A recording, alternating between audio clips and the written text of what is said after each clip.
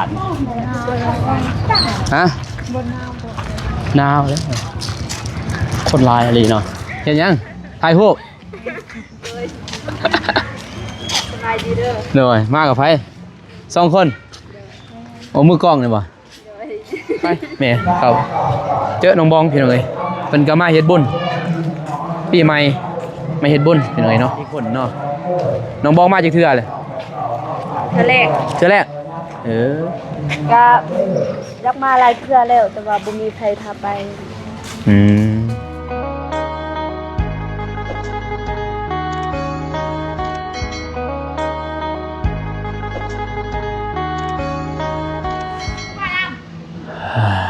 โถพี่น้องเลยเนาะเกิดภาพมาบัดนี้อยู่พี่เด้อพี่น้องเด้ออยู่ที่วัดวารามพี่น้องบัดนี้มาทำบุญทำศีลก่อนพี่น้องจากหลังจากปีใหม่มาพี่น้องเรานุ่งกายยังเพิ่นมาทำบุญเฮ็ดศีลพี่น้องเพิ่นว่าตอนปีใหม่เพิ่นว่าก็เลยว่ามื้อนี้เนาะมื้อสันวันดีพี่น้องบ่นุ่งกายได้มาเฮ็ดบุญเฮ็ดศีลพี่น้องเอ้ยเนาะเอาศีลมาพากเด้อพี่น้องเด้อก่อนมื้อกราบทักทายสบายดีสวัสดีเด้อพ่อแม่พี่น้องหมดสุขสุขคนพี่น้องพังไทยพังลาวกันยินดีต้อนรับเข้าสู่ซอกบ่าวนุ่งคือเก่าคือเดิมพ่อแม่พี่น้องเอ้ยเนาะ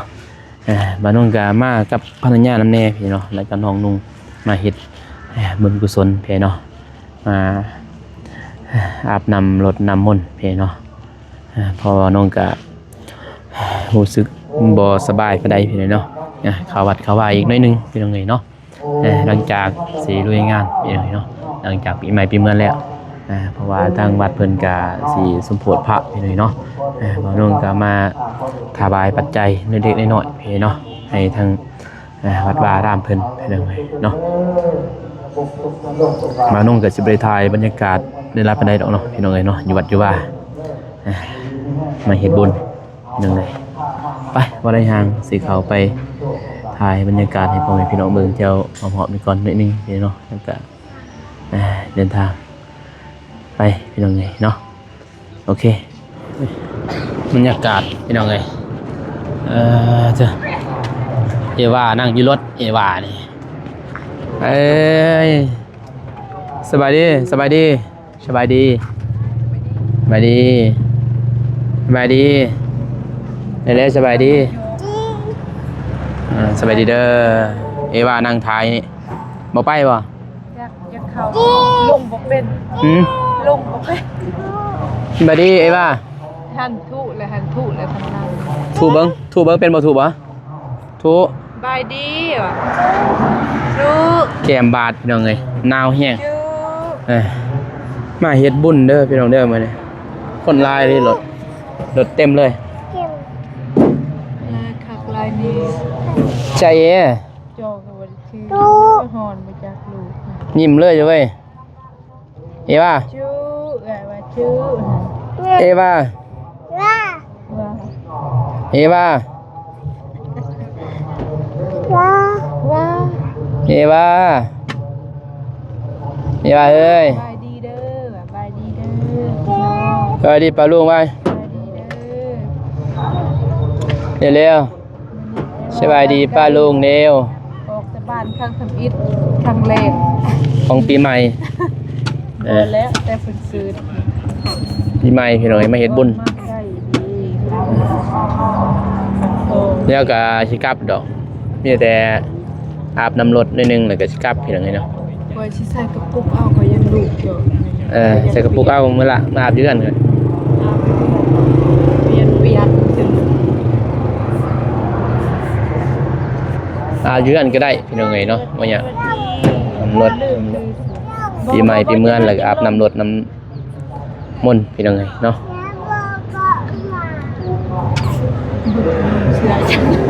ฮะ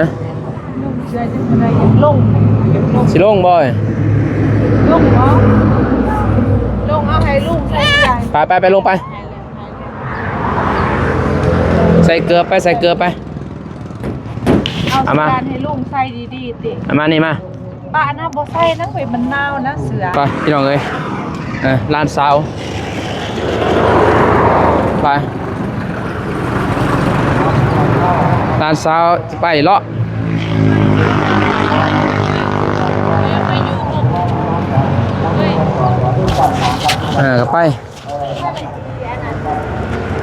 างไว้ คนรักมาก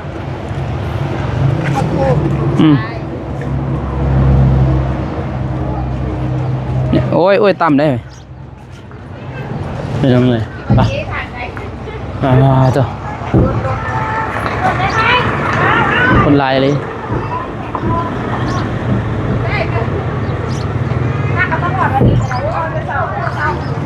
เต็ม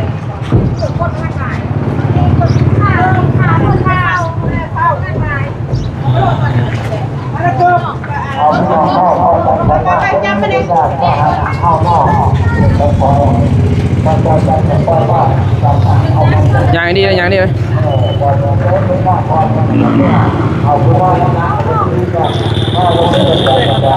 ไปอย่างลงยัง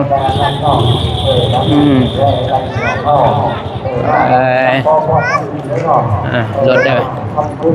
รถหมู่บริเวณเขาได้หมดถอย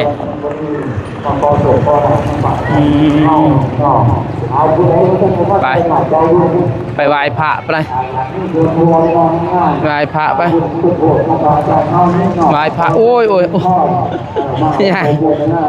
ย่างโซ่ซี่เลยไปเห็นเลยรถร้ายเลยห้าน้องน้อ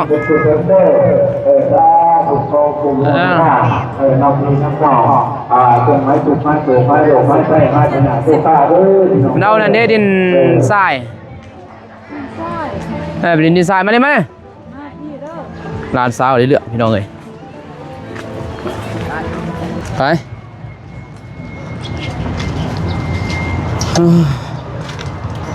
อาบน้ำรถก่อนพี่น้องอาบน้ำมนต์ก่อนฮะไม่ได้ใส่ป่ะพี่น้อยป่ะ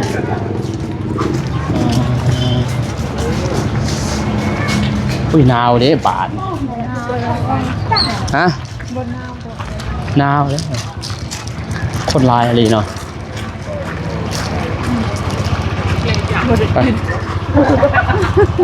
ไปตกบ่บ่ได้กินซะซื้อมาบ่ได้กินพี่เก่าซื้อมาคือเก่าเนี่ยไปพี่น้องเอ้ยอาบน้ำรถมาหนึ่งหนาวอะไรเอาเท่านี้ก็ได้หนาวจ้อยพี่น้องเอ้ย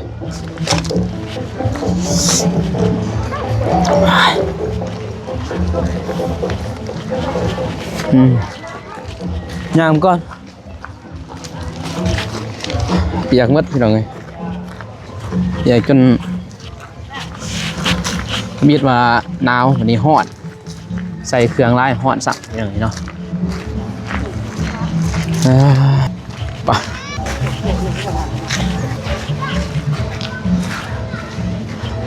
เอาเห็นยังถ่ายรูปเหนื่อยมากกับไฟ2 คนโอ้มือกล้องเลยบ่เอาถ่ายก่อนเอาถ่ายถ่ายกันได้แล้วยังได้บอกเอาไปยื่นหาสิถ่ายให้ไปส่งไปให้เด้อเอาบ่หรือไอโฟนบ่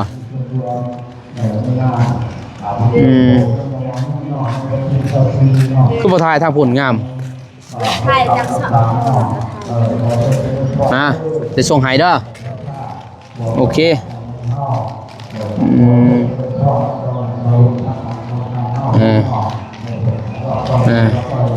มาตูนบ่ได้มาบ่มา2 คนขี่รถยังรถจักรขี่รถจักรมารถจักรเนี่ยโอ้บ่หนาวบ่ใส่เสื้อกันหนาวจักรเพื่อนฮะคือตำรวจกักยานี่ตำรวจกักเสียโดนแล้วก็เสียเงินอีกเสียเท่าไหร่เขาก่อน1-3 ล้านแต่ว่าน้องเด็ด15,000เก็บคอกันเองเนี่ยได้คอนะได้ประมาณรถยังรถเทือนบ่มีเอกสารการนั้นคือลืมบ่ลืมเอกสารบ่เรือบ่มีก็ดีแล้วเพิ่นรุ่นให้เนาะไงเด้อจ้ะ แต่ไม่ง่ายเป็นครูว่าซั่นนะ คุณครู บ่มีเงินก็นั่งท่าอยู่นี่แหละ เพิ่นว่าบ่ อืม เพิ่นก็บ่ได้ว่าหยังดอกเพิ่นก็ขอเพิ่นก็ให้เห็นบ่ก็ให้เมื่อจักชั่วโมงอยู่หั่น สักชั่วโมงนึง นั่งอยู่หั่นแหละ แม่นนั่งอยู่หั่น เพิ่นสิให้บ่จัก หายแน่นอน ฮะ เพื่อนหันแม่จะคล้องรถว่าจนเพื่อนหันว่าจนสิถ่ายรูป ไปโห สิถ่ายรูปลง ลง ถ่ายรูปพวกนอนแล้วก็ถ่ายรูปรถน้ำเหมือนสิ ลงเฮ็ดซักอีกลงหาเจ้าของสิลงหาหยังพี่น้องเอ้ยเนาะเพราะว่ารถหนังสือเพิ่นหมดกำหนดเนาะก็เลยว่าบ่ได้ถือมาหนังสือ เร็วแล้วบ่นาน อาบแล้วจ้ะ ยัง เฮ็ดแล้วบ่เฮ็ดแล้วนำรถฮะ ยังบ่ทันได้อาบ บ่ทันเฮ็ดบ่นำรถ เฮ็ดแล้วแต่ว่ายังบ่ทันได้ไปเอา คือเราบ่ตูนมานำบ่ได้บอกบ่ บ่ เพราะว่าสร้างแดงมันเข้ามาเด้มื้อนี้ก็ย่าแล้ว เพิ่นก็พาเรียก มื้อหน้าก็ได้วันคาดหน้าจังมาก็อ้ายก็รถนั่นคือกันอ้ายบ่หันขี่รถจักร ขี่รถจักรรถใหญ่ขี่รถใหญ่ก็ได้เมื่อเปิดแต่บ่เป็นหยังดอกตอนเมื่อนี่แม่น ตั บ่ ดไป ตอนไปอันสิอยู่หันได้ปอบเจ้าตอนเมื่อนี่วิทย์เจ้าข้าพเจ้าไป11โมงก็วิทย์แต่บ่บรรณาก็ไป11โมง 11โมง 11โมงสิวิทย์ตำรวจแต่หมวกกันน็อกใส่หมดบ่หมวกกันน็อกใส่ นอกใส่ แว่นก็ใส่ ใส่ติดแต่ว่าบ่มีเอกสาร กระตายังมีหมดเนาะ กระตาบ่มี นานตัวนั้นนั่นแหละ มีซองบ่มี คันจะมีกระตามีแว่นเพิ่นก็บ่กักแต่ว่าให้ 80,000 เก็บ สำนั้นแหละบ่มีเอกสารลืมเป็นจังไงเนาะเกือบไปเด้เกือบสิได้อยู่หันแล้วบัดโทรหาบ่ตูนมาเอาไปไหมโอเคกินเอาข้าว หาก็กินแล้วกินเปียก โอเคอาจสิเข้าไปนั่นก่อนบ่ได้เข้าไปบ่บ่ได้เข้าไปหั่นบ่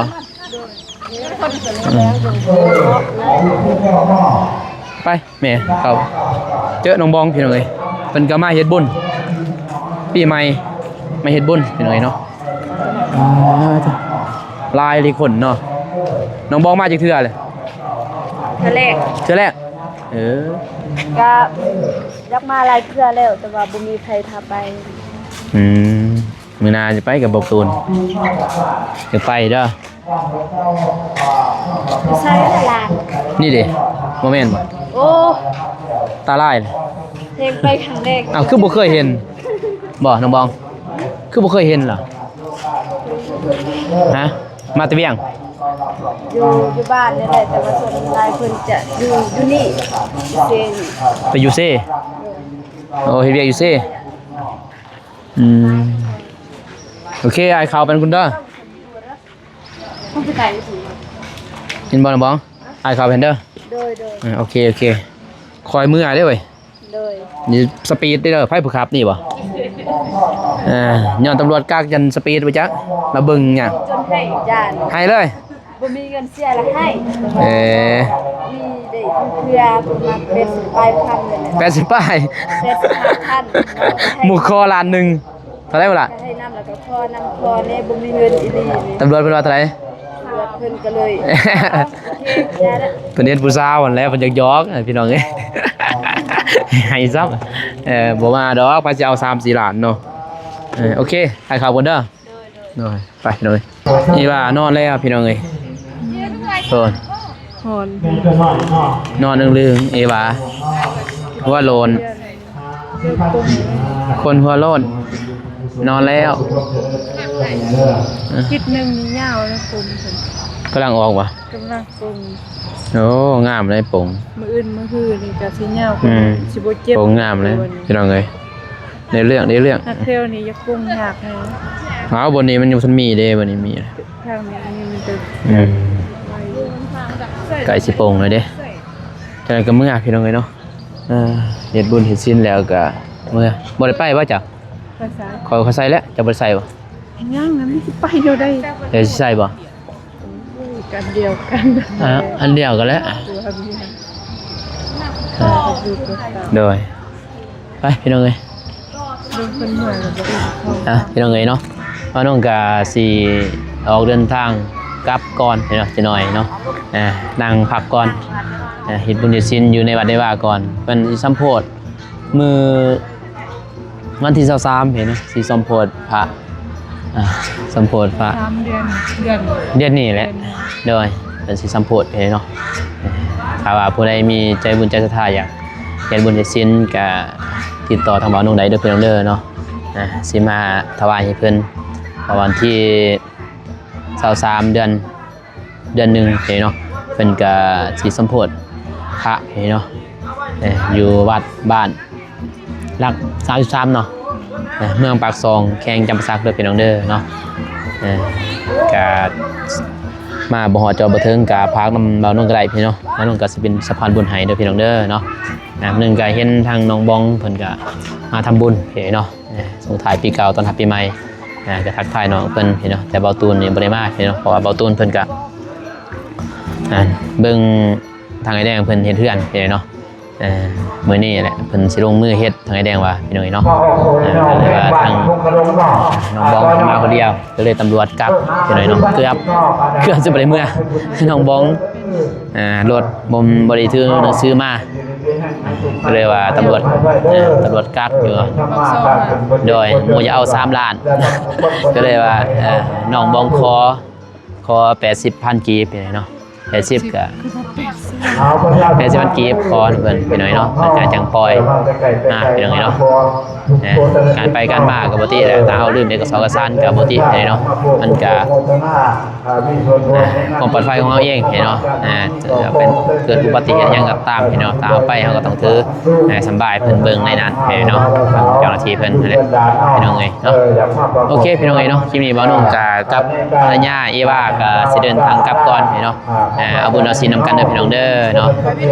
เพิ่นก็ทั้งสัมภาษณ์พี่น้องเอ้ยเนาะมีอย่างใดพี่น้องก็รอติดตามส้มพี่เนาะในคลิปอีกต่อไปเด้อพี่น้องเด้อเนาะบางทีบ่าวนุ่งกลับจากวัดว่ารามพี่เนาะก็สิพูดแล้วไปหาทางเบาตูนเพิ่นพี่เนาะไปเบิ่งกันว่าทางไอ้แดงเพิ่นมาหรือบ่พี่เนาะเพิ่นมาก็สิไปเบิ่งให้เพิ่นบางทีเบิ่งมื้อนี้